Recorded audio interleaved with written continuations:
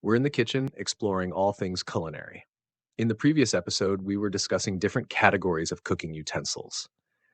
When it comes to food preparation, we use various types of kitchen utensils. So, in the previous podcast, we learned that there are different categories of utensils for food preparation, such as cutting utensils, mixing and dough preparation utensils, cooking and baking utensils, beverage preparation utensils, storage and food preservation utensils, and specific utensils like pastry tools, barbecue tools, and kitchen accessories such as thermometers, can openers, funnels, among others. In the previous podcast, we learned a lot of vocabulary such as bowls, spoons, spatulas, measuring devices, hand mixers, pots, pans, baking trays, cake pans, and oven mitts. We also touched upon blenders, lemon squeezers, fruit crushers, and coffee makers for a good cup of coffee. Today, in this episode, we'll be focusing on mixing utensils and utensils for preparing dough. In the mixing utensils category, we have electric mixers or manual beaters for quickly and evenly mixing ingredients such as cake batters, creams, and egg whites. A whisk is a handy wire beater used for mixing liquid ingredients, typically used for beating egg whites. We have spatulas for scraping bowls and ensuring all ingredients are mixed well. They're great for getting every bit of batter out of the bowl. A wooden spoon is ideal for stirring sauces on low heat without scratching pots or bowls.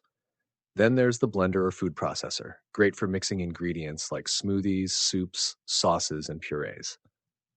Now, moving on to utensils for preparing dough, we have the rolling pin, used to roll and flatten dough for pies, cakes, cookies, and bread.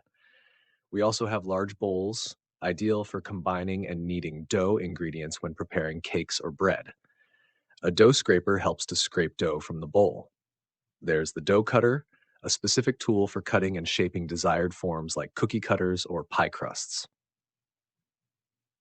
Next, we have the sieve, used to sift flour and other dry ingredients directly into the dough, ensuring a fine and uniform texture. These are just a few examples of common utensils for mixing and preparing dough. Depending on the specific recipe, you may need other utensils and equipment. It's important to understand the difference between utensils and equipment for food preparation.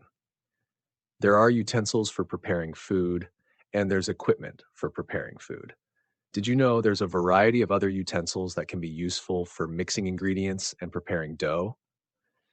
Depending on the recipe and your personal preference, there are utensils like silicone spatulas, silicone whisks, hand mixers, dough paddles, and even forks that can be used for mixing ingredients. Other utensils for mixing include pasta strainers, kitchen scales for precise measurements, pizza cutters, silicone mats for rolling dough rollers, and kitchen thermometers for measuring the temperature of water or milk for dough preparation. Additionally, there are cooling racks to cool dough before using it in a recipe, cake molds, and specific baking trays depending on the recipe. All these additional mentioned utensils can help make the mixing and dough preparation process more efficient and convenient, covering a wide range of needs in the kitchen. Both mixing utensils and utensils for preparing dough are essential in our kitchens and are used all the time.